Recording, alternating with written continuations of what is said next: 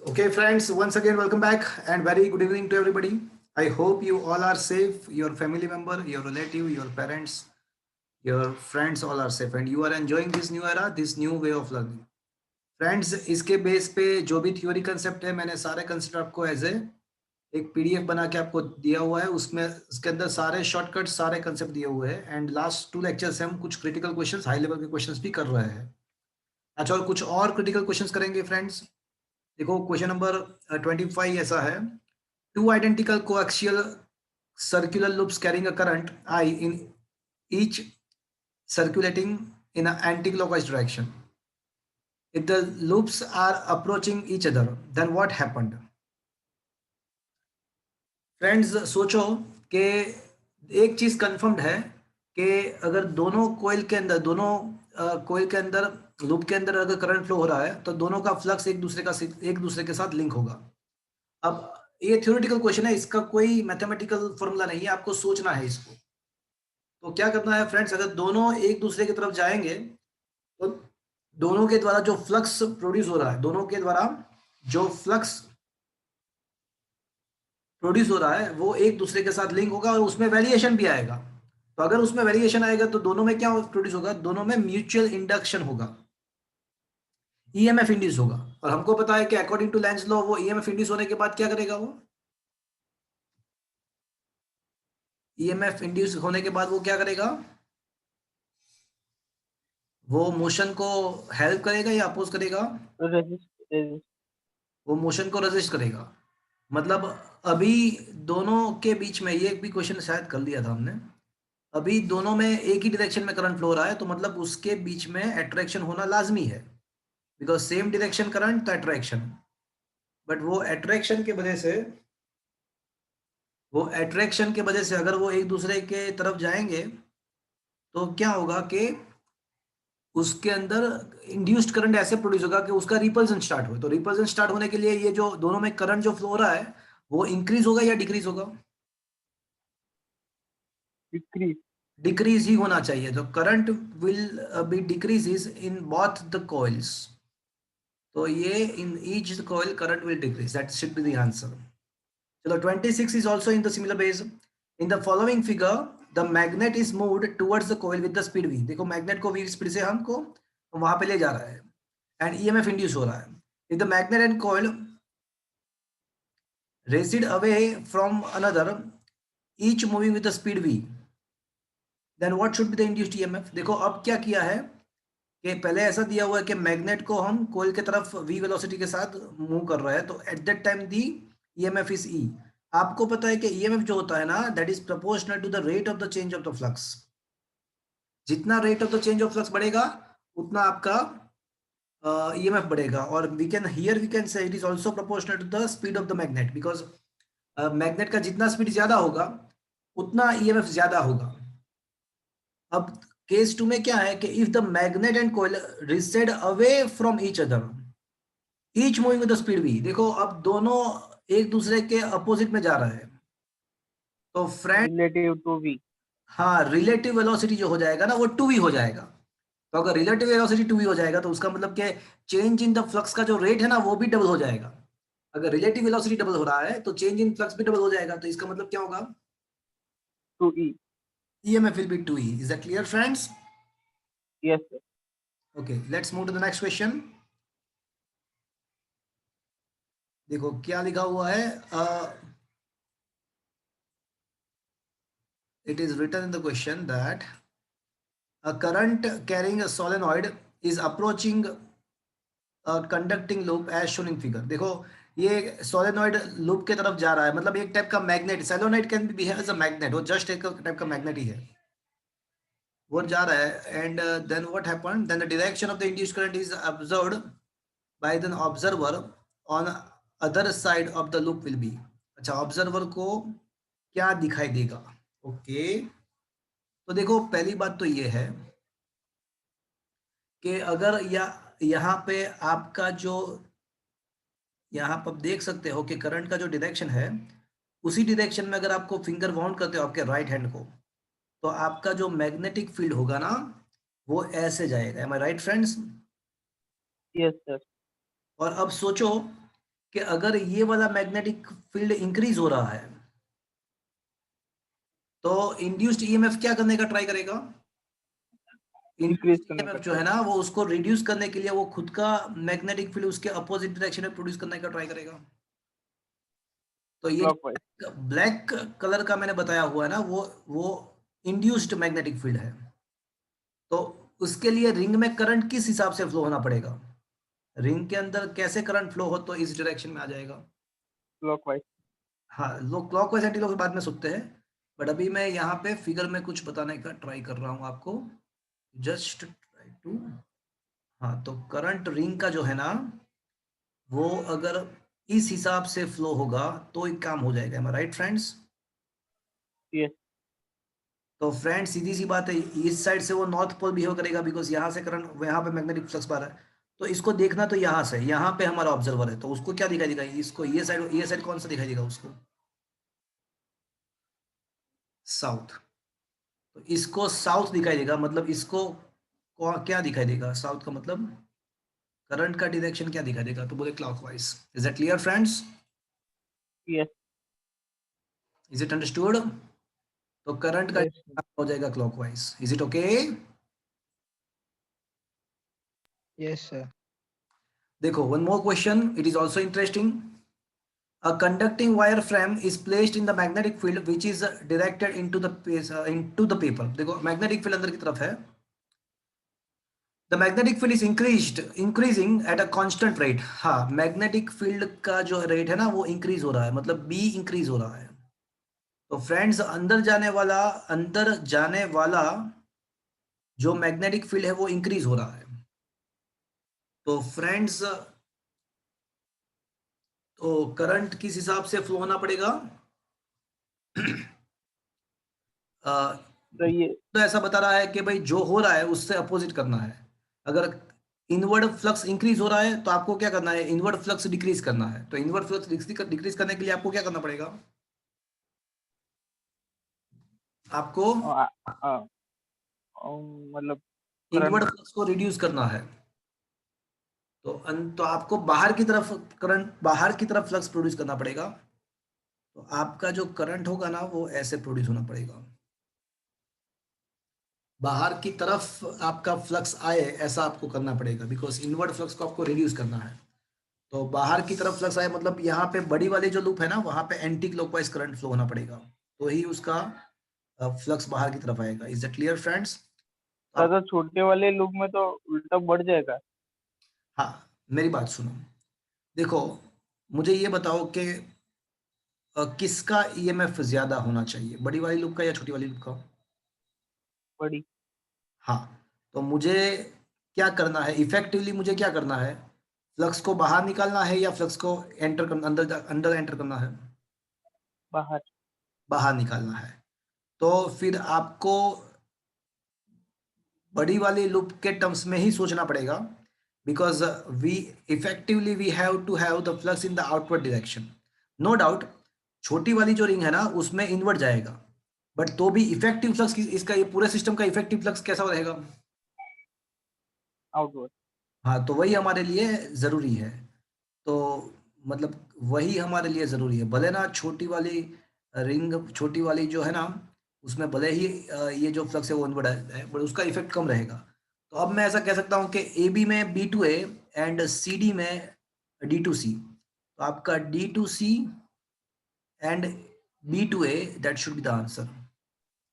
चलो मतलब छोटी वाली लूप में जो ईएमएफ इंड्यूस हुआ वो बड़ी वाली लूप से कम होगा, कम कम होता था, होगा। इसलिए इफेक्टिव बड़े वाली लूप में जो करंट होता है वो डोमिनेट करेगा। Exactly, exactly. ओके, आया बात समझ में?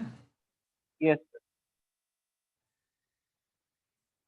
चलो next one.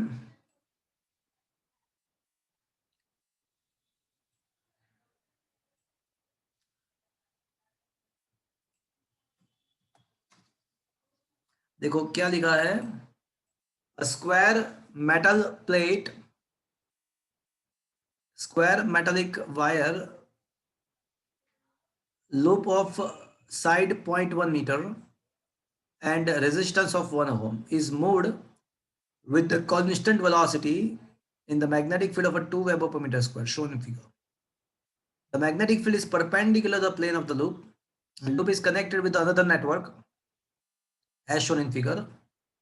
What should be the velocity so that the current produced here is 1 milliampere? देखो हमको इंड्यूस्ड करंट दिया हुआ है, यहाँ पे इंड्यूस्ड करंट जो है ना वो दिया हुआ है. हमको ये पता है कि induced current is equal to induced EMF upon net resistance. तो सबसे पहले ये जो लूप दिया है आपको, उसका पहले तो आपको करना पड़ेगा सिंप्लीफिकेशन. तो देखो ये जो है ना, ये जो साइड्स है ना वो तो कट है, मतलब यहाँ पे कोई ईएमएफ इंड्यूस नहीं होगा. यहाँ पे नहीं हो सकता. क्यों नहीं हो सकता? बिकॉज वेलोसिटी का डायरेक्शन एंड लेंथ दोनों एक ही डायरेक्शन में है. तो ये दोनों साइड में ईएमएफ प्रोड्यूस इसलिए नहीं हो सकता बिकॉज आपका वेलोसिटी एंड लेंथ एक ही डायरेक्शन में है. तो एक ही ऐसा रीजन है कि जहाँ पे ईएमएफ इंड्यूस्ड हो, ये वाला रीजन.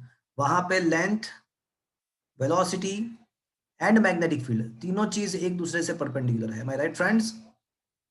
सर वो छोटे 2 रॉड्स में नहीं होगा, वो क्यों आपने वो यहाँ पे थोड़ा फिगर मिस्टेक किया हुआ है. एक्चुअली यहाँ पे आपका मैग्नेटिक फील्ड ही नहीं है. एक्चुअल जो क्वेश्चन था ना पीएमटी में जो पूछा था, वहां पे मैग्नेटिक फील्ड यहाँ तक ही था. वो क्वेश्चन में गलत है. ये आपको मैग्नेटिक फील्ड कंसीडर ही नहीं करना है आपको. ये वाला मैग्नेटिक फील्ड आगे में ही है. ओके, यहाँ पे मैग्नेटिक फील्ड नहीं है. It is divide of the magnetic field. ये कैंसल्ड. Okay, yes sir. तो इसको इफेक्टिवली आप ऐसा सोच सकते हो कि एक जो रोड है ना उसमें बीवीएल ईएमएफ इंड्यूस्ड होगा और उसका खुद का रेजिस्टेंस 1 ओम है. तो उसका खुद का रेजिस्टेंस ये स्क्वायर लूप का 1 ओम है, तो वो मैंने लगा दिया. 1 ओम मैंने लगा दिया. और इसके साथ क्या कनेक्ट किया हुआ है तो आप ध्यान से देखो. तो इसके साथ जो कनेक्ट किया है ना, इसके साथ आप ध्यान से देखो, तो इसके साथ जो कनेक्ट किया हुआ है वो व्हिटस्टोन ब्रिज नेटवर्क है. देखो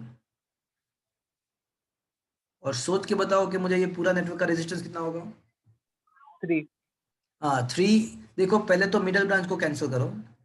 3 and 3 in series 6, 3 and 3 in 6 series 6, 6 and 6 are parallel. तो इफेक्टिवली आपका 3 ओम रेजिस्टेंस हो जाएगा. तो अब जाके आपको पता चला कि ईएमएफ के बदले आप लिख सकते हो बीवीएल एंड इफेक्टिव रेजिस्टेंस आपका 4 ओम हो जाएगा. क्यों 4 होगा? बिकॉज 3 + 1. R plus R. हाँ 3 + 1. अब करंट आपको दिया हुआ है. करंट जो है ना, तो मतलब आपको यहाँ पे सीखना क्या है? सीखना है कि इस टाइप के जितने भी क्वेश्चन है उसको आप सिंपल इलेक्ट्रिकल सर्किट में कन्वर्ट कर दो. ये इंड्यूस्ड ईएमएफ वाले इस टाइप के जितने भी क्वेश्चन है उसको क्या करना है आपको? सिंपल इलेक्ट्रिक सर्किट में कन्वर्ट करना है. That is the main thing you learn here. अब करंट आपको दिया हुआ है. Current that is given here is 1 milli ampere. So current जो है आपका 1 मिली एम्पियर, मतलब 1 × 10⁻³ मैग्नेटिक फील्ड आपको दिया हुआ है 2 वेबर पर मीटर स्क्वायर. वेलोसिटी ही तो फाइंड करना है एंड लेंथ उसका दिया हुआ है 0.1 डिवाइड बाय 4. तो अगर वेलोसिटी को सब जगह इक्वेशन बना दो तो ये आपका हो जाएगा 4/2 × 10⁻². तो 2 × 10⁻² metre per second. 10⁻² that means centimetre पर सेकेंड भी आप लिख सकते हो. तो फ्रेंड्स क्या ये समझ में आया क्वेश्चन पूरा?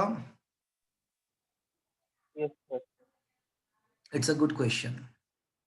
सर अगर कभी यहाँ पे जो आई करंट इंड्यूस जो दिया है वो तो हम्म. फिर भी चलो कांस्टेंट इंक्रीज हो रहा है, आई जो दिया है, बट नहीं, अगर इंक्रीज कहाँ पे हो रहा है? वो जो कांस्टेंट है.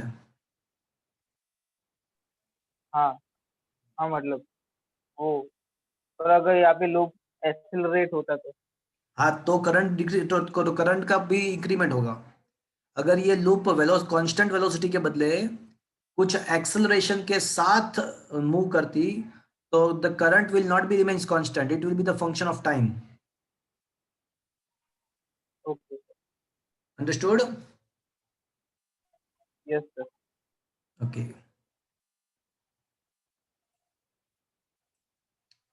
चलो इसके बाद एक ऐसा ही एक क्वेश्चन है. Conductor A B O C D move along its bisector with a constant velocity 1 meter per second. Constant velocity है तो ईएमएफ भी आपका जो जनरेट होगा वो कांस्टेंट होगा।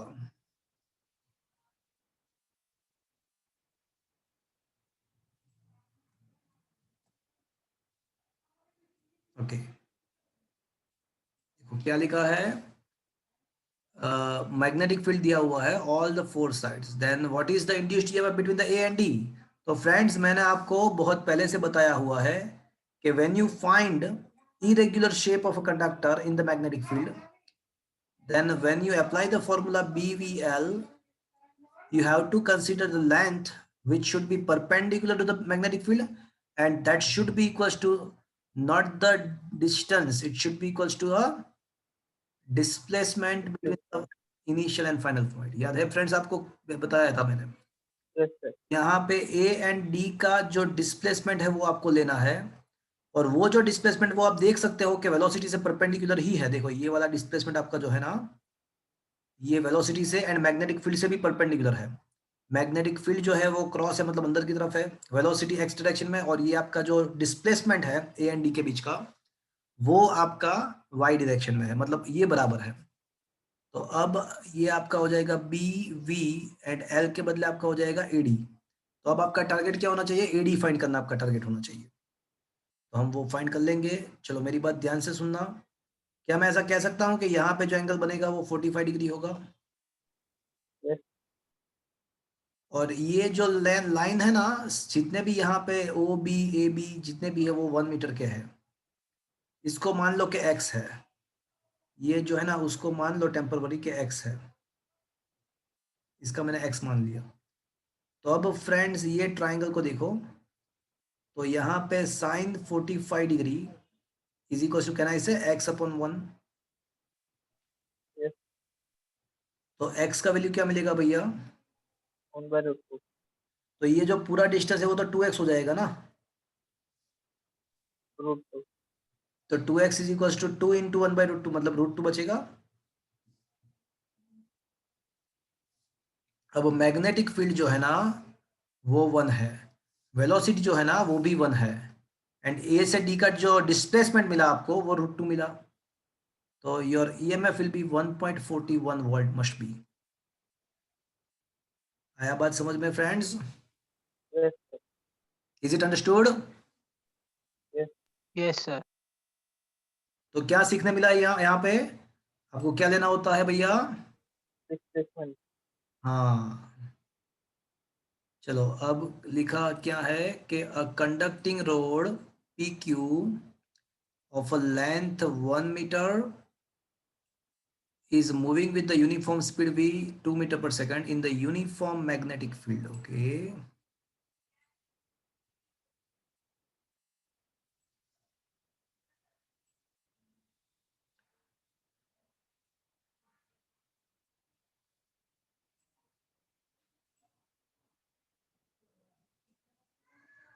okay.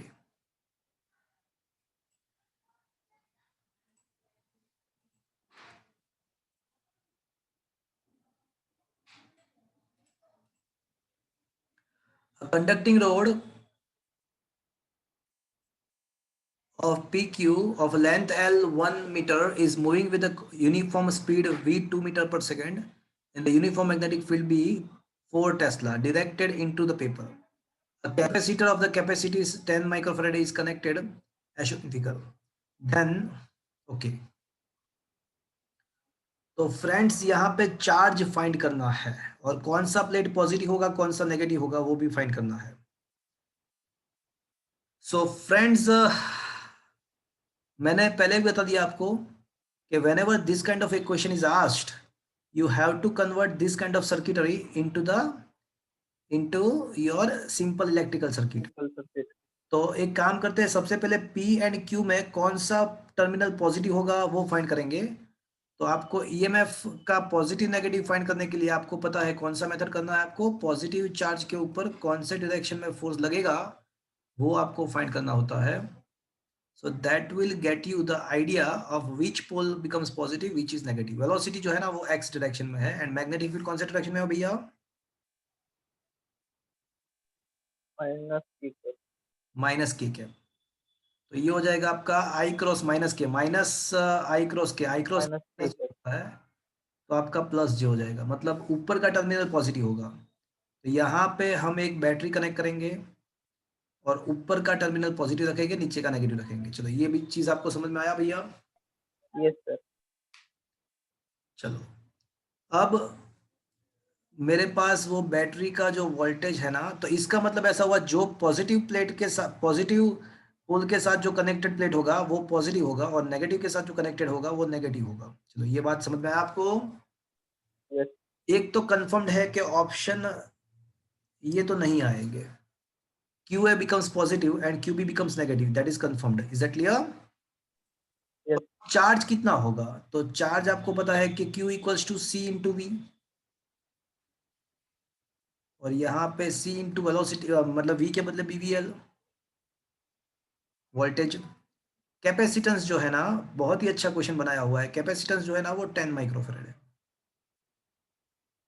मैग्नेटिक फील्ड जो है ना वो 4 है। वैसे आंसर तो हमको पहले से ही पता चल गया है कि option A should be the answer, but वो लेके आते हैं, हम वो लेके आते हैं। वेलोसिटी दिया हुआ है हमको 2 metre per second and length of the road, length of the rod is 1। तो ये 2 4 8, 8 80 इंटू 10⁻⁻⁶, कैन आई से 80 microcoulomb, yes. where A being positive and B becomes negative. Is that clear, friends? Yes sir. तो sir बहुत, हाँ बोलो। Sir ये तो हम कांस्टेंट वेलोसिटी से मूव करते रहेंगे तो वैसे तो वो कैपेसिटर चार्ज होता नहीं रहेगा। हाँ ऐसे तो नहीं नहीं नहीं नहीं नहीं। देखो कैपेसिटेंस क्या होता है कि वो चार्ज नहीं हो पाएगा, उससे कैपेसिटी से ज्यादा देखो उसका maximum potential that can be developed is equals to CV only. आपने जितना पोटेंशियल डिफरेंस प्रोवाइड किया है उसके हिसाब से वो चार्ज हो सकता है। Is it clear?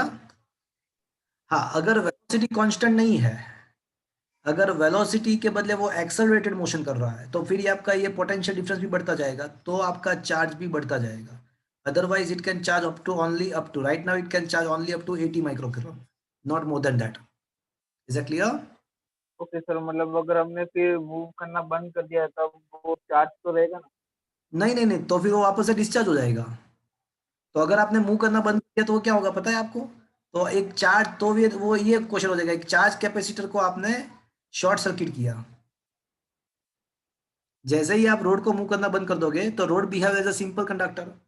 So charge capacitor is connected with a simple conductor. So whatever the energy stored in the capacitor will be utilized. There will be some resistance here that is utilized as a heat in the atmosphere. तो वो capacitor discharge हो जाएगा, वो charge less हो जाएगा थोड़ी देर में। Is it clear? Okay sir.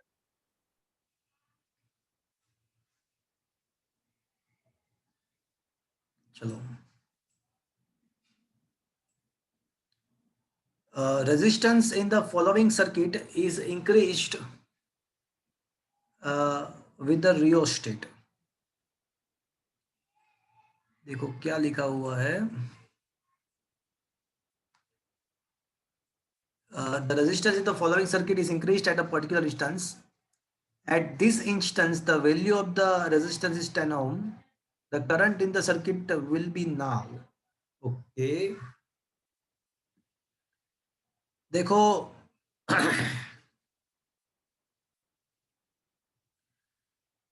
ऐसा दिया हुआ है कि हम रेजिस्टेंस इंक्रीज कर रहे हैं, तो जैसे ही आप रेजिस्टेंस इंक्रीज करोगे तो क्या होगा कि current, when you increase the resistance of the circuitry, the current flowing will be decreases. So there must be a change in the there must be change in the current. So because of that, EMF will be induced, di by dt. EMF will be induced with this manner. But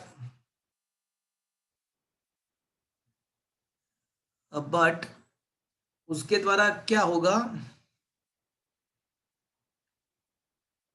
यहाँ पे आपने resistance को increase किया। एक काम करते हैं, पहले एक काम करते हैं, हम कुछ चेंज नहीं करते हैं। Case 1, when no change in the resistance, हम रेजिस्टेंस को कोई चेंज नहीं कर रहा है अभी, ऐसा मान के चलो। तो करंट, तो inductor will simple behave as a simple conductor. जब कोई वेरिएशन नहीं होता है ना, तो इंडक्टर है ना वो सिंपल कंडक्टर बिहेव करेगा। And current flowing in the circuit is equal to V by R. तो वी बाय आर मतलब 5 by, let's assume it is a 10, मतलब 0.5 एम्पियर। अभी जैसे ही आप रेजिस्टेंस इंक्रीज करोगे, तो यहाँ पे जो करंट फ्लो हो रहा है वो रिड्यूस होने का ट्राई करेगा। यहाँ पे जो करंट फ्लो होगा वो रिड्यूस होने का ट्राई करेगा। तो इंड्यूस्ड ईएमएफ उसको वापस से उस ओरिजिनल ट्रैक में लाने का ट्राई करेगा। तो फ्रेंड्स एक, अच्छा सर, मतलब इफेक्टिव वोल्टेज बढ़ेगा और रेजिस्टेंस डिक्रीज होगा, मतलब करंट 0.5 से ज्यादा होगा। 0.5 से ज्यादा होगा। देखो रेजिस्टेंस हम बढ़ा रहे हैं, दो चीज यहाँ पे, एक तो रेजिस्टेंस बढ़ा भी रहा है, तो वो रेजिस्टेंस के बढ़ने से करंट रिड्यूस होना चाहिए। बट साथ में वो इंडक्टर क्या करेगा, वो उसको ऑपोजिट काम करने का ट्राई करेगा, वो वापस से करंट को बढ़ाने का ट्राई करेगा। तो एक्चुअली क्या बोलने, तो सर शायद से इफेक्टिवली 0.5 ही रहेगा। अ, नहीं इंस्टेंटेनियस तो 0.5 नहीं होगा। लेट मी चेक, उसका सॉल्यूशन हम देखते हैं एक बार, क्या लिखा है एक बार देख लेते हैं।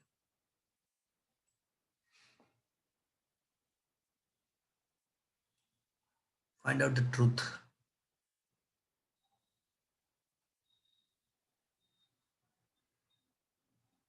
कौन सा क्वेश्चन था? 32. Question number 32।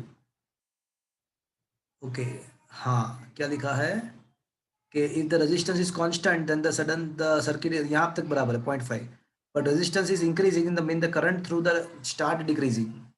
हैंस देखो ये लिखा हुआ है कि करंट स्टार्ट डिक्रीजिंग लिखा हुआ है, but hence the inductance comes into the picture with the induced in current in the circuit in the same direction। हाँ वो क्या करने का ट्राई करेगा, करंट जैसे ही डिक्रीज होने का ट्राई करेगा तो वो उसको बढ़ाने का ट्राई करेगा। तो अब वो करंट वो 0.5 से ज्यादा होगा because of the effect of, but resistance का इफेक्ट तो लिखा ही नहीं। रेजिस्टेंस का इफेक्ट तो लिखा ही नहीं ना, रेजिस्टेंस आप बढ़ाओगे तो करंट रिड्यूस भी होगा ना। बट यस एक्चुअली ये मिसगाइडेड क्वेश्चन है मेरे हिसाब से, उसको नहीं करना चाहिए, कैंसिल कर दो उसको, जाने दो। Is it clear? यस। चलो, यहाँ पे एक क्वेश्चन दिया हुआ है, shown in the figure a circular radius R having resistance R and magnetic field is vary with the b equals to b0 e raised to minus t. If the key k is closed, the electrical power developed right after closing the switch is equals to, जैसे ही आप switch on करते हो तो power कितना होगा। Okay, not लेंगे क्या बोल रहे हो? तब तो बी नॉट लेना पड़ेगा।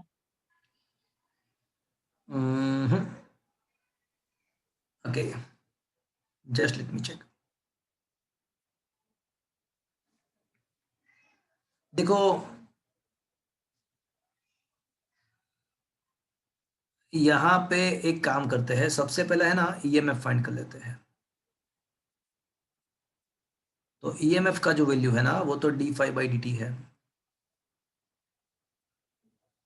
सो d d t of A into B. अब ए का जो वैल्यू है ना वो तो आपका हो जाएगा पाई आर स्क्वायर, वो बाहर निकल के आएगा, वो तो कांस्टेंट। बट बी का जो वैल्यू है ना वो रहेगा अंदर, E raise to minus t. अब इसका डिफ्रेंशिएट करना पड़ेगा आपको, तो pi r square into B zero, and E raise to minus t का जो होता है ना वो E raise to minus t ही रहेगा, बट नेगेटिव साइन आपको यहाँ पे मल्टीप्लाई करना पड़ेगा। तो ये आपका ईएमएफ है, और इसको मॉड्यूलस ले लो आप ईएमएफ को, मतलब नेगेटिव साइन को जरूरत नहीं है लिखना का। तो ये आपका हो जाएगा pi r square B zero E raise to minus t, आपका ईएमएफ होगा।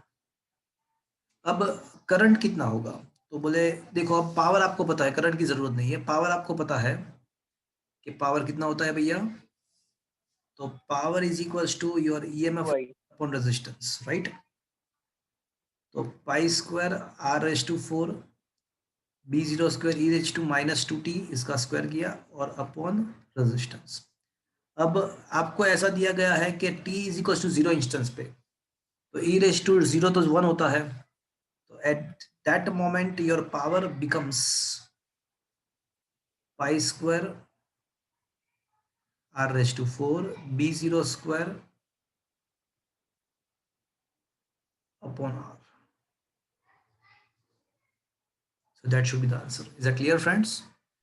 यस સર પહેલા ઇનિશિયલી જ આપણે b equals to b naught લઈ લીધો હતો કારણ કે આમાં એક્ઝેક્ટ એ नहीं, મોમેન્ટ ઉપર વાત देखो કરી आप समझे नहीं, क्या है कि ईएमएफ तो इंड्यूस होगा ही होगा ना, आप स्विच को ऑन करते हो या नहीं करते हो, ये मैग्नेटिक फील्ड में तो वेरिएशन है ही है। Is that clear? तो હા બરાબર ईएमएफ तो इंड्यूस होना ही होना है, बट जैसे ही स्विच ऑन करोगे तो वो मोमेंट आपको जीरो लेना है। Is that clear? ઓકે अगर मतलब आपने पहले से जीरो ले लिया होता ना, तो क्या होता पता है, आपका ईएमएफ ही जनरेट नहीं होता, आपका मैग्नेटिक फील्ड कांस्टेंट हो जाता। Then how? हाँ मतलब dB by dt 0 हो जाता हाँ, तो फिर ईएमएफ ही जनरेट नहीं होगा, तो फिर पावर का आने का सवाल ही नहीं है। हाँ sir okay sir understood? Yes sir okay.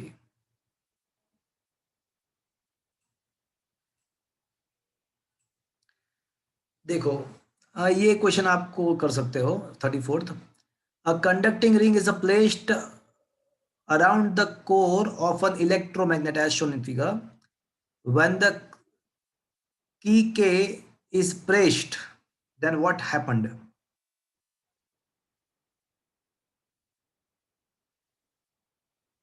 चलो सोच के बताओ। तो एक बार फिर से पढ़े बहुत ही अच्छा क्या नहीं क्वेश्चन है। था जैसे ही आप स्विच ऑन करोगे तो क्या होगा कि मैग्नेटिक फील्ड जो है ना, वो ये लूप के साथ मैग्नेटिक फील्ड जो है ना वो बढ़ता जाएगा। जैसे ही आप स्विच ऑन करोगे तो मैग्नेटिक फील्ड एस्टेब्लिश होगा, तो अचानक से जीरो से मैग्नेटिक फील्ड आपका बढ़ता जाएगा, फ्लक्स जो है ना वो बढ़ता जाएगा। तो इंड्यूस्ड ईएमएफ क्या करने का ट्राई करेगा? वो जो रिंग के साथ जो कनेक्टेड फ्लक्स है वो बढ़ रहा है, उसको क्या करने का ट्राई करेगा? रिड्यूस तो रिड्यूस करने के लिए वो क्या करेगा? रिंग को नजदीक ले जाएगा या दूर ले जाने का ट्राई करेगा? दूर दूर ले जाएगा। तो दूर ले जाएगा, मतलब वो जंप करके बाहर आ जाएगा, ring jump out of the core. Is that clear? तो આવી मेकेनिकली तो की था तो करंट खरी इंड्यूस था तो वो होता है ना, क्यों नहीं होता है? होता ही है, क्यों नहीं होता है? ये मैग्नेटिक फोर्स प्रोड्यूस होगा दोनों के बीच में, आपका करंट ऐसे जनरेट होगा कि बीच में रिपल्सिव मैग्नेटिक फोर्स प्रोड्यूस हो। मैग्नेटिक फोर्स पता है ना, mu 0 I1 I2 L upon 2 pi R. हाँ तो ये मैकेनिकल फोर्स नहीं है, ये मैग्नेटिक फोर्स के द्वारा ये आपका मोशन आ रहा है, हम कोई मैकेनिकल फोर्स प्रोवाइड नहीं कर रहे हैं ये। Is it clear? सर मतलब ये जो लिंक हो रहा है हम्म। प्लस वो जो उसके वेरिएशन से देखो मैं आपको सिंपल, करंट मेरी मेरी बात सिंपली सुनो, सिंपल सुनो मेरी बात। चलो, पहली बात, स्टेप नंबर 1, जैसे ही आपने स्विच चालू किया तो मैग्नेटिक फील्ड जो है ना ये रिंग के साथ एस्टेब्लिश होगा और वो जीरो से मैक्सिमम होगा। एस्टेब्लिश होने के बाद वो मोमेंटरली इंक्रीज होगा। तो इसके द्वारा क्या होगा कि ये रिंग के अंदर भी करंट एक प्रोड्यूस होगा।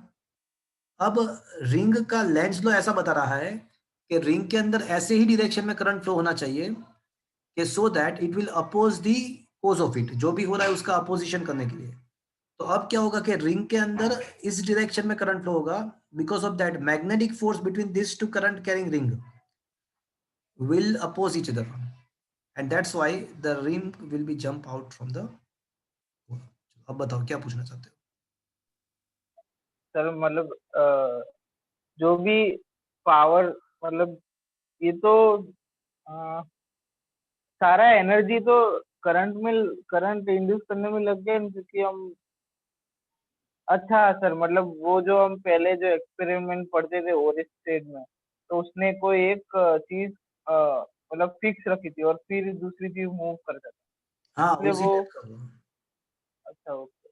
मतलब एक्चुअली हम करने जाए अगर हम उसको फिक्स ना रखे तो वो ऑटोमेटिकली दूर जाएगा, बट अगर फिक्स करेंगे तो करंट इंड्यूस होगा। हाँ, एग्जैक्टली ऐसा कह सकते हो आप। एग्जैक्टली ऐसा कह सकते हो कि अगर ये रिंग को मैंने फिक्स कर दिया है, तो क्या होगा कि तो उसके अंदर करंट इंड्यूस होगा। और बाय द केस वहां पे रेजिस्टेंस लगाया हुआ है, वहां पे बाय द केस रेजिस्टेंस आपने लगाया है, तो वहां पे वो रेजिस्टेंस के द्वारा हीट भी जनरेट होगा। बट अगर उस मतलब कहीं ना कहीं तो एनर्जी डाइल्यूट करनी पड़ेगी। नहीं, एनर्जी प्रोड्यूस होगा, और वो एनर्जी कहाँ से मिलेगा उसको, तो यहाँ पे हम जो वोल्टेज दे रहे हैं ना उसको, वहां से एनर्जी मिलेगा उसको।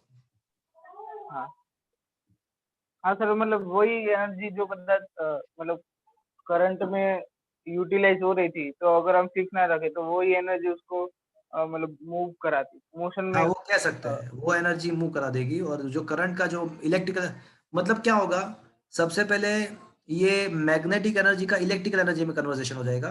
फिर वो जंप करेगा तो इलेक्ट्रिकल एनर्जी गायब हो जाएगा, तो वो काइनेटिक एनर्जी में कन्वर्ट हो जाएगा इलेक्ट्रिकल का। ऐसा कह सकते हैं। Okay sir. ओके, मतलब ये अगर आपको एनर्जी के वाइज सोचना है तो ऐसा सोच सकते हो आप। Is that clear? ओके, मतलब हमने रिंग को फिक्स नहीं किया था इसलिए ऐसा हुआ। हाँ, इसलिए ऐसा, अगर इनको फिक्स किया होता तो क्या होता, तो वहां पे करंट जनरेटर रहेगा, और वहां पे कुछ अगर रेजिस्टेंस है, तो ये हमारा जो इलेक्ट्रिकल एनर्जी है वो हीट एनर्जी में कन्वर्ट होगा, वो काइनेटिक एनर्जी में कन्वर्ट नहीं होगा। ओके।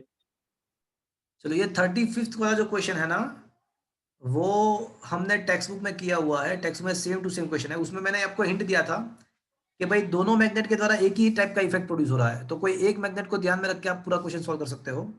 देखो ये क्या कर रहा है, ये नॉर्थ मतलब राइट साइड का फ्लक्स बढ़ा रहा है ये मैग्नेट क्या कर रहा है, तो ये मैग्नेट जो है ना, ये साउथ का टुवर्ड्स द फ्लक्स होता है, टुवर्ड्स द साउथ। तो ये मैग्नेट अगर नजदीक जाएगा तो ये टुवर्ड्स द साउथ फ्लक्स बढ़ता जाएगा, मतलब दोनों के द्वारा एक ही डायरेक्शन में फ्लक्स इंक्रीज हो रहा है। तो to make it more simpler, you can just, देखो दोनों मैग्नेट है ना, वो एक ही काम कर रहा है। वो क्या काम कर रहा है, तो बोले नॉर्थ से साउथ के तरफ का फ्लक्स बढ़ा रहे हैं। तो आप एक काम करो, इसको सिंपल करने के लिए आप जस्ट कोई एक ही मैग्नेट को कंसीडर करो और उसका वेलोसिटी डबल कर दो। Is it clear friends? Yes तो सर। 34 सर 34 में एट्रेक्ट नहीं થાય કારણ કે કરંટ તો પેલું ઉલટાનું 0 થી માઇનસ માં થશે ને મેગ્નેટિક ફીલ્ડ। अरे स्विच को ऑन किया है, स्विच को ऑन करते हैं, तो क्या बोल रहे हो आप? सर मतलब जो नॉर्थ पोल है ये सोलिनॉइड का, वो तो नीचे आएगा और साउथ पोल ऊपर आएगा।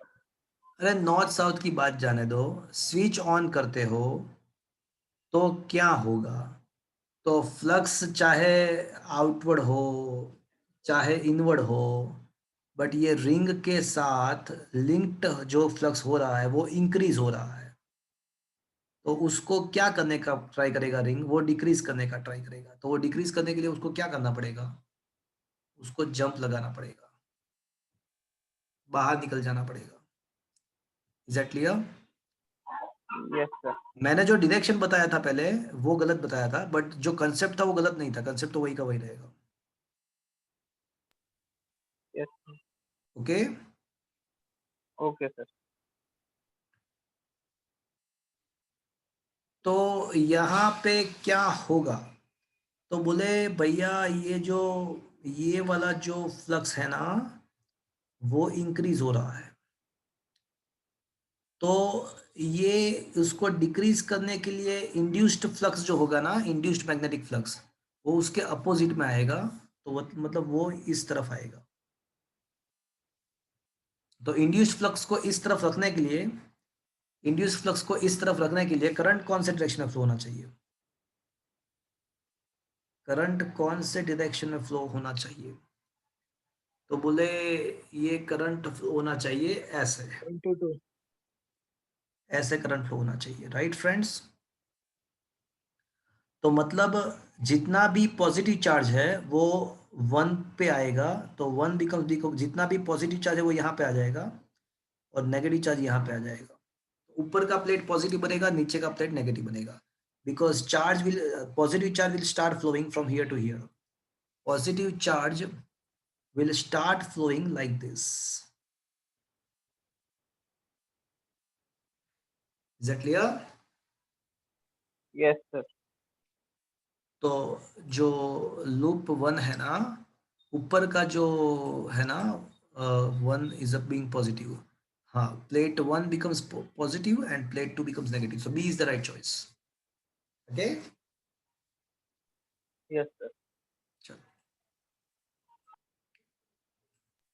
સર એકવાર પેલો 34 નો સોલ્યુશન જોઈ રહ્યો ને, કારણ કે બનશે તો મેગ્નેટ જ ને, અને કન્ડક્ટિંગ રિંગ છે એટલે પછી એટ્રેક્ટ થવું જોઈએ। अरे यार कैसे होगा, लेंस लो ही वैलिड नहीं होगा यार। दिखा देता हूँ, चलो देखो क्या लिखा है। देखा, देखो आप देख सकते हो आपके मोबाइल के स्क्रीन पे। ओके। હા sir. When key is pressed, the current through the electromagnet start increasing. That is, flux linked with the ring increases, which produce the repulsive effect, and hence of the option C is correct, right? So let's see what is the C option.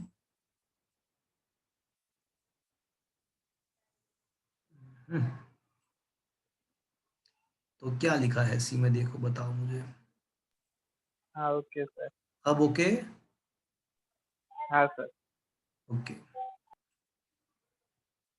देखो मेरी बात सुनो, अगर मुझे नहीं पता होगा ना तो मैं सामने से बोल दूंगा कि ये मुझे देखना पड़ेगा, मैं आपको गलत नहीं पढ़ाऊंगा। ओके। હા એવું નહીં સર, આ તો हम्म, ડાઉટ હતો મને તો। डाउट होता तो मैं ही आपको बता देगा भाई इसमें डाउट होता है। ओके,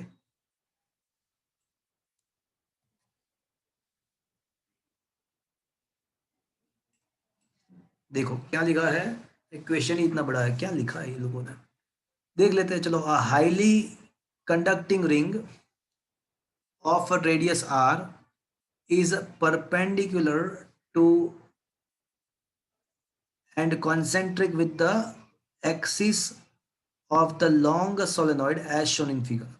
मतलब एक रिंग है, देखो आप फिगर को ध्यान से देखो, क्या लिखा है कि ये सोलेनॉइड के ऊपर एक रिंग रखा हुआ है, बट रिंग में कट किया हुआ है। कट किया है तो इसका मतलब क्या हुआ कि करंट प्रोड्यूस नहीं होगा, बट ईएमएफ तो जनरेट होगा। कट मारा हुआ है तो मतलब ऐसा होगा कि ईएमएफ इंड्यूस तो नहीं होगा, बट ईएमएफ इंड्यूस होगा बट करंट जनरेट नहीं होगा। अब देखते हैं क्या लिखा हुआ है। The ring has a narrow gap of width d in its circumferences. दिख रहा है। The cross section, the solenoid has a cross section area A and uniform magnetic field B0.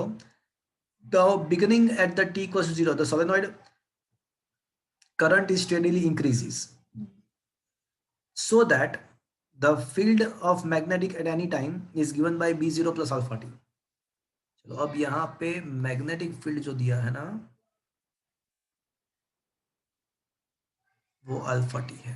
चलो, assuming that no charge can flow cross no charge can flow cross the no charge can cross the gap, the end of the ring which has excess of the positive charge and the magnitude of the EMF। आपको दो चीज यहाँ पे find करना है, एक तो EMF का मैग्नीट्यूड फाइंड करना है और कौन सा पॉजिटिव है वो आपको फाइंड करना है, कौन सा पॉजिटिव है वो आपको फाइंड करना है। चलो पहली बात तो ये कि करंट इंक्रीज हो रहा है, मतलब ये वाला इस साइड जाने वाला करंट इंक्रीज हो रहा है, इस साइड जाने वाला करंट इंक्रीज हो रहा है।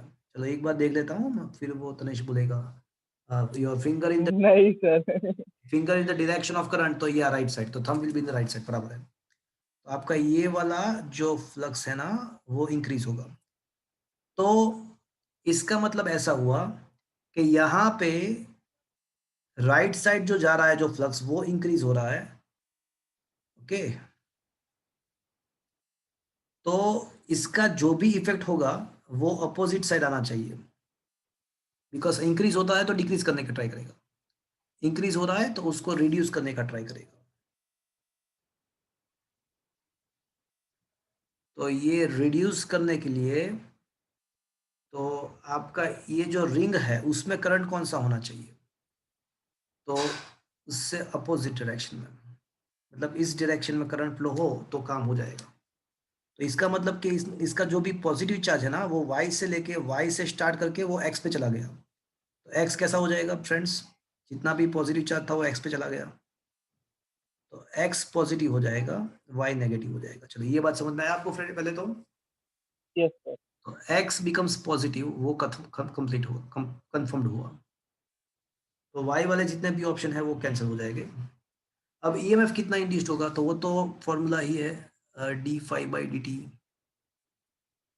D t of A B. अब आपको कौन सा एरिया लेने का आपको इच्छा होगा? तो देखो फ्रेंड्स, ये जो रिंग का एरिया है ना वो कोई काम का छोटा। नहीं है, वो काम का नहीं है, बिकॉज फ्लक्स कितने एरिया में है वो देखना है आपको। Flux, you are finding the flux actually. तो फ्लक्स कितने एरिया में है, तो फ्लक्स का जो एरिया है ना वो तो कैपिटल ए है। तो रिंग का कोई काम का नहीं है, सोलिनॉइड का एरिया काम का है, तो ए बाहर आ जाएगा and d B by d t. अब डिफ्रेंशिएट कर दो, तो B zero plus alpha d को डिफ्रेंशिएट करोगे तो आपका क्या बचेगा? अल्फा। अल्फा बचेगा। So this should be the answer. Is that clear, friends? Yes sir. Okay. Is it understood, friend? Yes sir.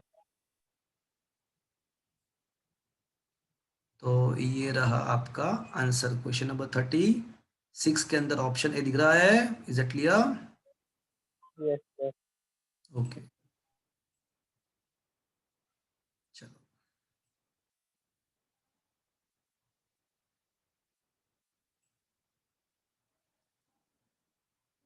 Okay,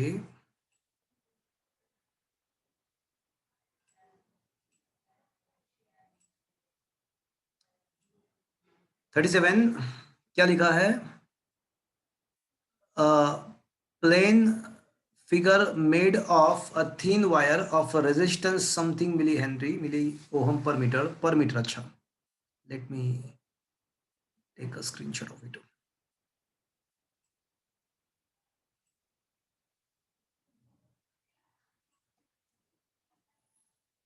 okay, चलो क्या है? Plane figures made up of thin wires of resistance R 50 milli ohm per metre.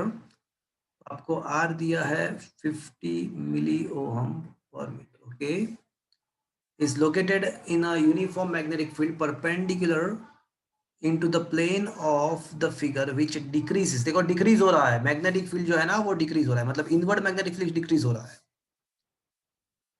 तो ये dB by d T आपको दिया हुआ है 0.1 milli tesla per second. Then the current in the inner and outer boundaries are. Okay, तो current क्या होगा? देखो, चाहे इनर लूप है या आउटर लूप है, एक चीज तो पक्की है कि इनवर्ड फ्लक्स रिड्यूस हो रहा है, तो इनवर्ड फ्लक्स को बढ़ाना पड़ेगा। तो बढ़ाने के लिए दोनों में करंट कौन से डायरेक्शन में फ्लो होगा? इनवर्ड फ्लक्स को मुझे इंक्रीज करना है, तो करंट दोनों में क्लॉकवाइज अगर फ्लो होगा तो काम हो जाएगा भैया। यस। तो दोनों में करंट क्लॉकवाइज डायरेक्शन में फ्लो होना चाहिए। तो मेरे हिसाब से तो यहाँ पे ही हमारा आंसर आ गया ऑप्शन ए, दूसरा कुछ करने की जरूरत ही नहीं है। हाँ। हाँ बोलो।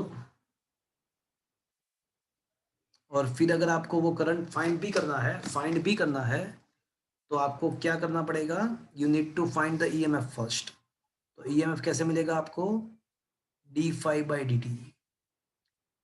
तो एरिया बाहर आ जाएगा डीपी बाई डी टी। तो करंट वन, मतलब इसको मैं ये मैं ए बी सी क्या है, ये ए बी सी डी क्या है, मतलब लूप वन जो है ना उसका रेडियस ए है एंड लूप बी का रेडियस बी है। तो लूप ए का जो करंट आएगा ना, लूप, उसको लूप वन बोल देते हैं चलो। तो लूप वन का जो करंट आएगा that's EMF upon its resistance. तो इसका जो रेजिस्टेंस है ना वो 50 मिली हेनरी पर मीटर, तो ये तो पर मीटर है, तो रेजिस्टेंस हो जाएगा 50 milli ohm into the 2 pi r 2 pi A. तो ये हो जाएगा 50 10⁻³ इंटू 2 पाई ए, और EMF में आएगा आपका πa² इंटू 0.1 अपॉन 50 10⁻³ 2 पाई ए। पाई पाई कैंसिल, एक ए भी कैंसिल हो जाएगा। अब रेडियस सर कितना है? हाँ बोलो। સર આવા જે કોન્સેન્ટ્રિક ના કેસમાં જે મોટો સર્કલ હોય એમાં એરિયા મોટા સર્કલ નો આખો લઈ લેવાનો કે મોટા માઇનસ નાના नहीं સર્કલ नहीं નો नहीं જે नहीं, એરિયા છે, वो we have to consider the whole area. કારણ કે કદાચ નાનો સર્કલ એટલા એરિયાનું કામ કરી દેશે। ना ना ना, इट इज नॉट लाइक, देखो आप जो बोल रहे हैं ना उसका मतलब ये क्वेश्चन बहुत ही अच्छा हो सकता था, इन लोगों ने अच्छा नहीं किया, बट ये क्वेश्चन बहुत ही अच्छा हो सकता था। मैं बताऊं उसमें, इसको इसको मुझे कंप्लीट करना है तो पहले, तो आपका फाइनल जो आंसर आएगा ना वो इस टाइप का आएगा। तो न्यूमरेटर में जो देखो आपका क्या बचेगा, न्यूमरेटर में आपका बचेगा a इंटू 0.1, डिनोमिनेटर में बचेगा आपका 2 इंटू 50 मतलब 100, मतलब 0.1 बचेगा, तो आपका a ही बचेगा। 0.50 इंटू 200 100, हाँ तो आपका बचेगा a, ये मतलब 10 सेंटीमीटर। क्या हुआ ये? अच्छा 50 मिली ओहम पर, हाँ अच्छा, मैग्नेटिक फील्ड जो है ना वो मिली टेस्ला में है। 0.1 इंटू 10⁻³ मिली टेस्ला में है ना। तो ये आपका जो I1 हुआ ना वो a इंटू 10⁻³ हुआ, तो 10 इंटू 10⁻³ इंटू 10⁻², बिकॉज 10 सेंटीमीटर में है, तो फाइनली आपका हो जाएगा 10⁻⁴ एम्पियर। और I2 में क्या आएगा आपका? Same to same, but a के बदले क्या आएगा आपका? b इंटू 10⁻³ आएगा, और b का जो वैल्यू है वो 20 है सेंटीमीटर में। तो इसका जो आंसर आ जाएगा आपका that will be 2 into 10⁻⁴ ampere. तो this should be the answer 37। Let me check. तो 37 के अंदर आपका जो आंसर आएगा वो ऑप्शन ए आएगा, बराबर है। अब मैं ऐसा बोल रहा हूँ कि ये जो क्वेश्चन है ना उसको बहुत ही अच्छा वो बना सकते थे। कैसे? अब बताऊँ मैं, मेरी बात ध्यान से सुनना। इस क्वेश्चन को और भी अच्छा बना सकते थे हम। कैसे? तो मैं बताऊँ आपको कैसे। क्या करना था पता है आपको? अगर ऐसा कर दिया होता, अभी मैं जो मैं बता रहा हूँ ऐसा, मान लो कि ऐसा किया है और फिर इसके साथ कनेक्शन किया हुआ है ऐसे, तो फिर सोचो कौन से लूप में पॉजिटिव, कौन से लूप में किस टाइप का करंट फ्लो होता। देखो ऐसा किया है, चलो मान लो कि ऐसे, मतलब पूरा सिस्टम दो लूप का कनेक्शन है बीच में, मतलब इस टाइप का सिचुएशन है। तो अब कौन से लूप में क्लॉकवाइज, कौन से लूप में एंटी क्लॉकवाइज, या फिर जो अभी हमने जो आंसर दिया था वो सही रहेगा या नहीं रहेगा? चलो मुझे सोच के बताओ।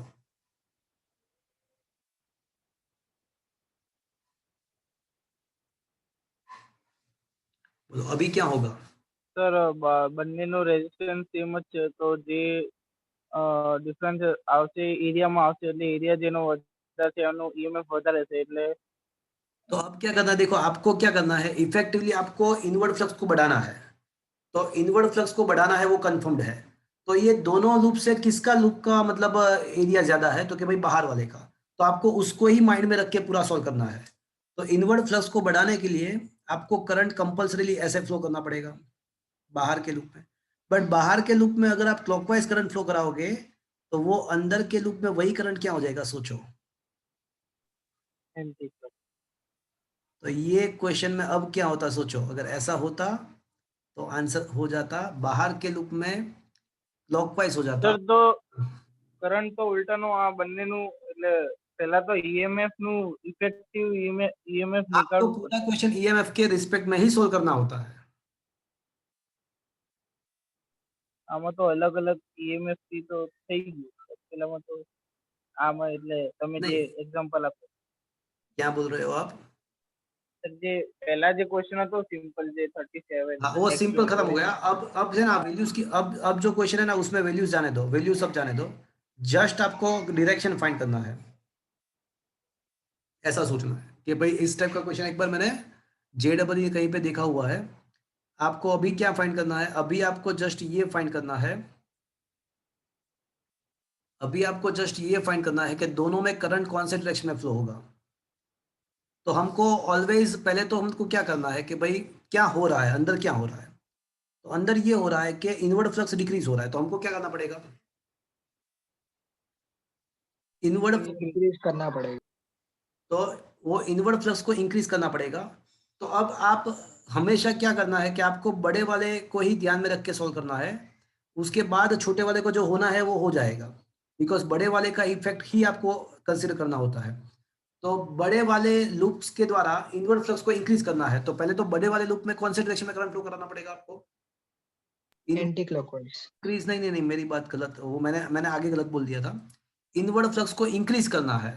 तो इनवर्ड फ्लक्स को इंक्रीज करने के लिए आपको बड़े वाले में क्लॉकवाइज करंट फ्लो करना. क्लॉकवाइज करोगे तो ही वो इनवर्ड करंट फ्लक्स इंक्रीज होगा. बस अब ये बाहर का देख लेना है आपको. अब अंदर का उसके बाद पता चलेगा कि क्या होगा. अंदर का तो उसके बाद पता चलेगा, दैट शिट. तो अब जाके पता चला कि ये जो है वो क्लॉकवाइज होगा और अंदर का जो है वो एंटी क्लॉकवाइज होगा. Is that clear? अगर ऐसा होता तो yes yes is it okay? Yes. चलो next question. A rectangular loop with a sliding connector of length 1 meter is situated in the uniform magnetic field of a 2 Tesla.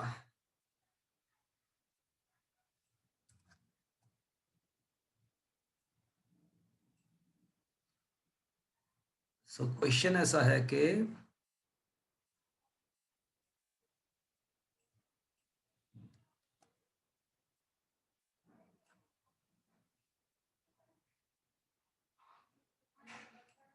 Okay, a rectangle loop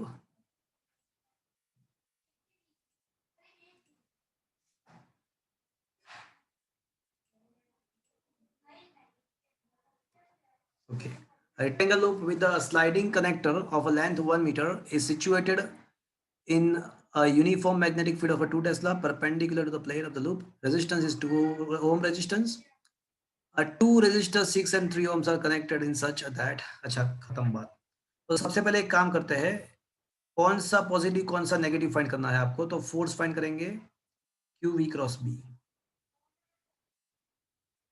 positive charge velocity जो है ना वो x direction में है and magnetic field cross है, मतलब minus k cap. तो आपका ये हो जाएगा प्लस j कैप. तो मतलब ऊपर वाला पॉजिटिव. तो इस टाइप के कितने भी क्वेश्चन आपको मैंने पहले से ही बता दिया था कि इसको पहले सिंपल इलेक्ट्रिकल सर्किट में कन्वर्ट करो. इसको सिंपल इलेक्ट्रिकल सर्किट में कन्वर्ट करो, फिर उसके बाद का तो काम बहुत ही इजी हो जाएगा. तो अब ये जो रोड है ना, वो rod as a battery behave करेगा. ऊपर का पॉजिटिव, नीचे का negative. BVL is the EMF and उसका खुद का भी रेजिस्टेंस है, उसका खुद का भी 2 ओम रेजिस्टेंस है. तो उसका खुद का भी जो 2 ओम रेजिस्टेंस है, it is like internal resistance of a battery. It's like internal resistance of a battery. तो अब ये सर्किट कन्वर्ट हुआ. चलो यहां तक समझ में आया सबको? Yes. And how much the EMF will be. तो वो BVL, B का जो वैल्यू है ना वो 2 है. वेलोसिटी पता नहीं है क्या है, हाँ 2 metre per second and length of the rod is 1. तो ये आपका 4 वोल्ट EMF प्रोड्यूस होगा. बट क्वेश्चन क्या है? The external force required to keep the connector moving with the constant velocity. Yes, तो मुझे ये भी पता है कि एक्सटर्नल फोर्स मुझे कितना लगाना पड़ेगा, BIL लगाना पड़ेगा. ये कंफर्म्ड है. This much force I need to apply so that the rod can produce can move with the constant velocity v, because क्या होता है कि जैसे ही आप मूव करना स्टार्ट करोगे तो एक lens force, magnetic force produce होगा BIL। तो जितना अपोजिट डायरेक्शन में फोर्स प्रोड्यूस होता है उतना ही फोर्स आपको वेलोसिटी के डायरेक्शन में देना पड़ता है, तो रिजल्टेंट फोर्स 0 होगा, सो that it can move with the constant velocity. तो आपको कितना देना पड़ेगा BIL, तो इसका मतलब आपको पहले करंट फाइंड करना पड़ेगा। तो current is equal to net EMF upon net resistance. तो नेट ईएमएफ तो आपको 4 वोल्ट मिल गया, अब नेट रेजिस्टेंस आपको फाइंड करना है। तो चलो सोच के बताओ कि नेट रेजिस्टेंस क्या होगा। देखो भैया ये दोनों जो रेजिस्टेंस है ना वो पैरेलल में है, ध्यान से देखो आप। 2 ये 6 ओहम है, 2 ये 2 ओहम है, ये बैटरा है, अच्छा तो 4 और तीसरा जो ब्रांच यहाँ पे है ना उसको मैं यहाँ पे डाल देता हूँ, चलेगा। तो अब देख लो, अब दोनों ये दोनों ब्रांचेस कौन से कंफिग्रेशन है, 6 एंड पैरेलल। पैरेलल। तो 6 एंड 3 का जो हो जाएगा ना वो 2 हो जाएगा, और ये 2 के साथ 2 सीरीज में आ जाएगा, 2 के साथ 2 सीरीज में आ जाएगा। तो इसका इफेक्टिव जो रेजिस्टेंस है ना वो 4 ओम हो जाएगा, वोल्टेज भी 4 वोल्ट है। तो आपका करंट जो होगा ना वो 4/4 मतलब 1 एम्पियर हो जाएगा। तो आपको फोर्स कितना देना पड़ेगा, तो मैग्नेटिक फील्ड जो है वो आपका 2 है, करंट जो मिला आपको 1 एम्पियर मिल गया, लेंथ जो है वो 1 है। तो how much force you require to apply, 2 newton is the force you require to apply. Is that clear friends? Yes sir आ तो ऑर्डिनरी में आવું છું सुगोजो, ये તો ऑर्डिनरी એટલે आ हाँ नहीं, ये ऑर्डिनरी नहीं है ये भैया, बहुत ही मतलब ये अच्छा लेवल का क्वेश्चन है, बट હવે તો ઈઝી લાગે છે। लागे से तो अच्छा है। देखो मैं आपको आंसर भी दिखा देता हूँ, क्वेश्चन नंबर कौन सा था, ये 2 न्यूटन इज द आंसर। એમાં બરાબર છે તો ખાલી એક જ ક્વેશ્ચન નું હતું। हाँ, और वो कौन से डायरेक्शन में अप्लाई करना है वो भी दिखना है, वो कौन से डायरेक्शन में वो भी बराबर है, वो देखने की ज़रूरत है। तो वो कौन से डायरेक्शन में, देखो यहाँ पे अच्छी बात ये है कि मान लो कि ऐसे 2 ऑप्शन है, 2 न्यूटन वाले 2 ऑप्शन है, एक में राइट लिखा है एक में लेफ्ट लिखा है, ऐसा मान लो। तो फ्रेंड्स अब मैं जो बोल रहा हूँ उसको ध्यान से सुनना, वो बहुत ही ज़रूरी है। तो ये ऑर्डिनरी को मैं अभी एक्स्ट्रा ऑर्डिनरी बना देता हूँ, चलो। तो आपका जो करंट फ्लो होगा ये ऊपर की तरफ फ्लो होगा, एम आई राइट फ्रेंड्स, पॉजिटिव ऊपर है इसलिए। तो अब ये जो मैग्नेटिक फोर्स जो होता है ना वो IL क्रॉस B होता है। तो IL का जो डायरेक्शन है वो आपका J कैप है, मैग्नेटिक फील्ड जो है ना वो इनवर्ड है, तो -K कैप। तो J क्रॉस के I होता है, तो J के I बट आगे माइनस, तो -I कैप। तो आपका मैग्नेटिक फोर्स जो है ना वो नेगेटिव x डायरेक्शन में है, तो आपको किस डायरेक्शन में अप्लाई करना पड़ेगा, पॉजिटिव। Positive direction. मतलब ये तो ऑब्वियस चीज थे ना कि आपको वेलोसिटी के डायरेक्शन में ही अप्लाई करना हाँ वो तो पड़ेगा, इस हाँ फोर्स जो है वो, बराबर। हाँ वो तो ठीक ही है, वो तो राइट साइड में ही अप्लाई करना पड़ेगा। Is that clear? यस। चलो और आगे बढ़ते हैं।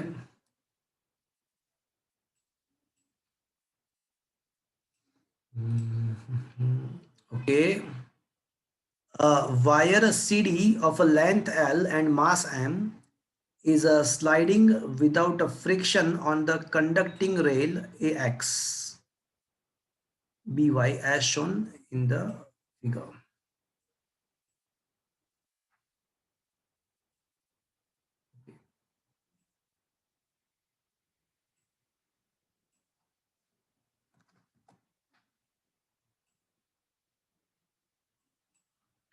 वायर CD ऑफ लेंथ, ये हमारा वायर है CD, this one is our wire. तो वो sliding without friction conductor AX, ये दो रेल्स है AX and BY is a railway track. The vertical rails are connected to each other with the resistance, मतलब last में वो resistance के साथ कनेक्टेड है। And the B is applied perpendicular to plane, मतलब पूरे प्लेन से परपेंडिकुलर है, मतलब डॉट है ऐसा मान लेते हैं, मैग्नेटिक फील्ड मान लेते हैं कि आउटवर्ड डायरेक्शन में है। तो क्या है क्वेश्चन, क्वेश्चन ये है, a uniform magnetic field is applied to the plane such that the CD moves with a constant velocity. चलो फ्रेंड्स, अब कांस्टेंट वेलोसिटी से वो मूव कर रहा है, तो वो कांस्टेंट वेलोसिटी मुझे फाइंड करना है। तो फ्रेंड्स, यहाँ पे ऐसा होगा कि भैया इसके ऊपर दो फोर्स लगेंगे। मान लो कि ये पूरा वर्टिकल सिस्टम है, ये पूरा वर्टिकल, हाँ लिखा हुआ है वर्टिकल रेस, अब बराबर है, अब क्वेश्चन बराबर है। मतलब समझे आप, वर्टिकल रेस मतलब आप जो जमीन पे होते हैं ऐसे नहीं है, ऐसे ऐसे है, ऐसे वर्टिकल। देखो मेरे पीछे दिख रहा है आपको, मेरा मेरा फोटो देखो, मेरे सामने देखो, हाँ मेरे पीछे की साइड देखो, देखा एक जो वर्टिकल देखा आपको रेल, हाँ सर। इस टाइप का है, देखा ये वर्टिकल, मेरा देखो फोटो, मेरे पीछे देखो इस टाइप का, हाँ सर। देखा हाँ उस टाइप का है। तो यहाँ पे उसके ऊपर दो फोर्स लगेंगे, एक जो है ना वो माजी नीचे की तरफ लगेगा, और दूसरा वाला फोर्स जो होता है ना, वो मैंने बताया आपको BIL जितना लगता है, वो अपोजिट डायरेक्शन में वेलोसिटी के अगेंस्ट में होता है। तो friends, when this two force become equalized, तो रिजल्टेंट फोर्स कितना हो जाएगा? जीरो। और रिजल्टेंट फोर्स जब जीरो होगा तो उसका वेलोसिटी क्या हो जाएगा फ्रेंड्स? Velocity constant. तो वही तो मुझे फाइंड करना है मुझे। तो to make the velocity constant we have to have mg equals to BIL। अब आपको ये भी पता होगा कि ये करंट कितना होगा, तो बोले EMF अपॉन रेजिस्टेंस। तो finally I can say mg equals to B square L square V upon R. So your constant velocity will be equals to mgr upon B square L square. So this is your answer. Is that understood, friend? Yes sir. वैसे मैं एक बात बताऊँ आपको, इस question को solve करने की जरूरत ही नहीं थी। पूछो क्यों? क्यों? आप एक काम कर सकते हो, चारों ऑप्शन के यूनिट फाइंड कर सकते हो। तो unit of only one option will becomes metre per second. कभी कभी JEE में भी ऐसा हो जाता है कि ऑप्शन इस हिसाब से सेट किए होते हैं कि यूनिट से ही पता चल जाता है कि क्या आंसर होना चाहिए। हाँ समझ में आया? बट यूनिट से कदा चेक करे तो टाइम लगी it will be lengthy, no doubt it will be lengthy, but ऐसा कभी हो जाता है, कभी ये बेनिफिट होता है ये लॉजिक का। Is that clear? तो ये भी माइंड में रखना है आपको। ओके, अच्छा ओके यस सर। चलो, आई थिंक इस टाइप का क्वेश्चन मैंने आपको करा दिया है, ये 40th क्वेश्चन मैंने आपको करा दिया है। बहुत ही अच्छा क्वेश्चन है।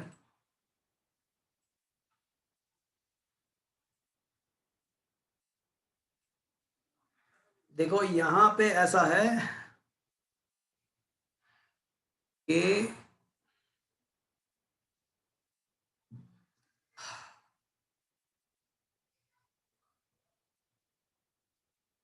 जरा ओमेगा क्या माहिती बतायो? जो ओमेगा क्या माहिती बतायो? क्या बोल रहे हो आप? जरा ओमेगा क्या माव बतायो छे એટલે गलत बताया हुआ है, हाँ ऐसा मैंने जो बताया वो सही है। आपका जो एक्सिस ऑफ रोटेशन है ना, वो ये है, डॉट डॉट मतलब वो towards you. Is that clear? Towards you. Is it understood? Yes sir. अब फॉर OC सेक्शन, तो force on the positive charge, चलो QE क्रॉस B।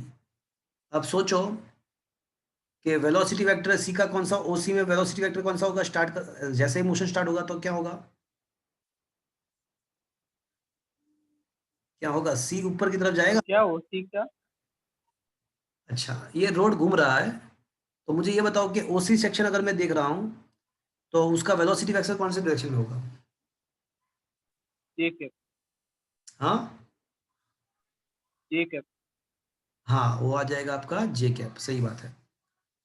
तो that will be your J cap and जरा जेके અને minus કે માં confusion થાય ખરી क्यों?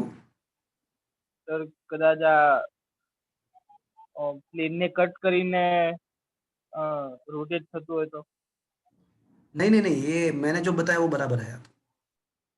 वो प्लेन को कट करके रोटेट हो ही नहीं सकता, because the plane of the rotation, plane of rotation must perpendicular to magnetic field, otherwise EMF cannot be produced. तो मैग्नेटिक फील्ड जो क्रॉस है, इसका मतलब क्या हुआ, ये पूरे प्लेन के अंदर है, प्लेन के मैग्नेटिक फील्ड प्लेन के परपेंडिकुलर है, तो इसके रोटेशन का जो प्लेन है ना, वो यही प्लेन होना चाहिए। Is that clear? यस। तो ये जे क्रॉस माइनस के, मतलब जे के आई तो माइनस आई हो जाएगा, तो मतलब ये नेगेटिव हो जाएगा, ये पॉजिटिव हो जाएगा। नहीं, गलत गलत गलत, नेगेटिव पॉजिटिव चार्ज का लोकेशन माइनस आई, तो ये आपका पॉजिटिव होगा, ये नेगेटिव होगा। तो अब मैं ऐसा कह सकता हूं कि VO minus VC is equals to half B omega length square, but इसका लेंथ कितना है भैया, 3L है, यहाँ पे इसका लेंथ 3L है और इसका लेंथ L है, तो 3L द होल स्क्वायर, तो ये हो जाएगा 9/2 B omega L square, but VO minus VC, तो VO minus VC, VO minus VC, VC minus VO नहीं, VO माइनस VC हो तो ये सही होता, अगर ये उल्टा फुल्टा होता तो। Is that clear friends? Yes. अब देखो, अब किसके बारे में सोचेंगे, AO बारे में सोचेंगे, AO में, तो वहां पे फोर्स सोचेंगे पॉजिटिव चार्ज के ऊपर, और टर्मिनल डिसाइड करेंगे कौन सा पॉजिटिव कौन सा नेगेटिव। तो अब वेलोसिटी वेक्टर में क्या लिखूं, अब मैं OA की बात कर रहा हूँ,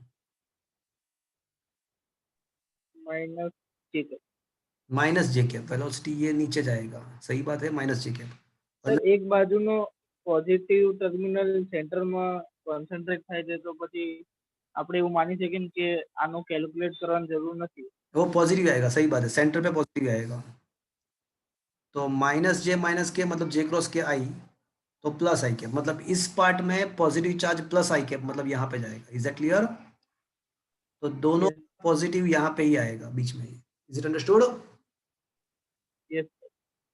तो अब जाके पता चला कि VO minus VA, O positive, O and A के बीच में O पॉजिटिव है, तो is equal to half B omega, और वो L ही है, तो VO minus VA is equal to half B omega square, तो ये भी गलत हो गया।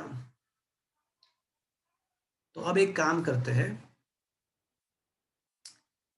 तो अब VO माइनस VC भी तो गलत हुआ ना, वो भी 9/2 है, तो ये भी गलत हो गया, तो ये दिस मस्ट बी आंसर। तो एक काम करते हैं,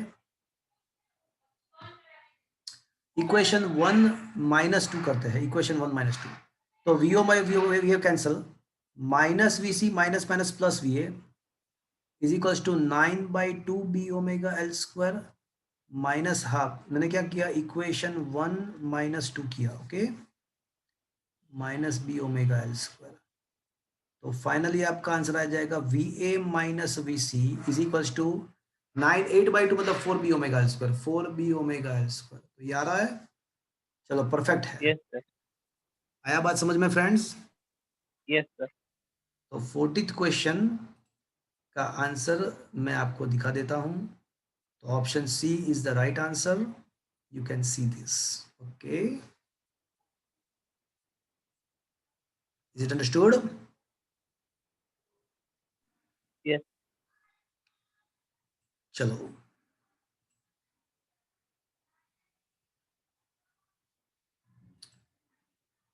uh, 41, how much length of a very thin wire is required to obtain the solenoid of the length I0 and inductance L? Okay,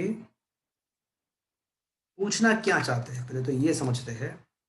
तो हमको एक सोलेनॉइड बनाना है जिसका इंडक्टेंस L होना चाहिए और जिसका लेंथ है ना वो L0 होना चाहिए। ओके, तो उसके लिए मुझे वायर का लेंथ कितना लगाना पड़ेगा वो क्वेश्चन है। तो चलो, सोलेनॉइड का जो इंडक्टेंस है ना वो mu 0 small n square A into L है, where L is the length of the solenoid and that is the L0. और इसको मैं ऐसे भी लिख सकता हूँ capital N square A by L0 because small n is equals to आपका हो जाएगा कैपिटल N बाई L0. तो एक स्क्वायर है डिनोमीटर में, तो स्क्वायर स्क्वायर L0 कैंसिल हो जाएगा. चलो ये पता चला. अब if the length of the wire is x and वो x वायर में से n नंबर ऑफ टर्न्स बन रहा है, तो length of that wire that should be x is equals to n into 2 pi r. Am I right, friends? Yes. R is the radius of cross section, radius of that cross section. तो friends ये जो R है ना, तो R के बदले में क्या लिख सकता हूँ? चलो ये पता चला फ्रेंड्स.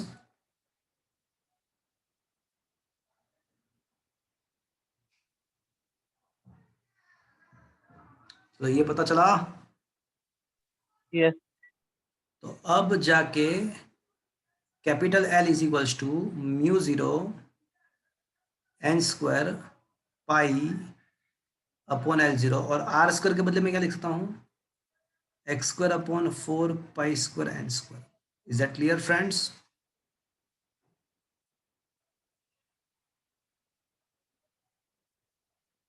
तो L इज इक्वल्स टू, बहुत जबरदस्त क्वेश्चन बनाया हुआ है, mu 0 x square upon 4 pi L0. तो x स्क्वायर को सब जगह इक्वेशन बना देते हैं. ये 4 pi L0 into capital L upon mu naught. तो length of that wire should be in root 4 pi L0 into L upon mu naught. Is it understood, friend? Yes, sir. So that's a good question. तो देखो 47 question थे उसमें critical में, 48 जितने question है, 41 तक तो मैंने करा दिया है.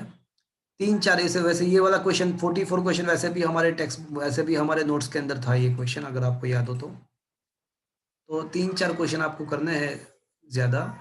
तो आप ट्राई करना, मैं ये नोट्स आपको भेज दूंगा, तो ये आप ट्राई करना. मैं डेफिनेटली कल के दिन तक ये आपको नोट्स भेज दूंगा. तो आपको क्या करना है, ये क्रिटिकल क्वेश्चंस आपको कर लेने हैं. एंड फ्रेंड्स आपको मैं जब आपको ये नोट्स भेज दूंगा ना, तो आपको क्रिटिकल जो 6-7 बाकी रहे वो तो करना है, बट अपार्ट फ्रॉम दैट आपको फेराडेज एंड लेंज लॉ के रिगार्डिंग क्वेश्चंस कर लेना है. और करना है क्या आपको, ये रहा आपका ये मोशनल ईएमएफ, ये 2 चीज़ आपको करना है.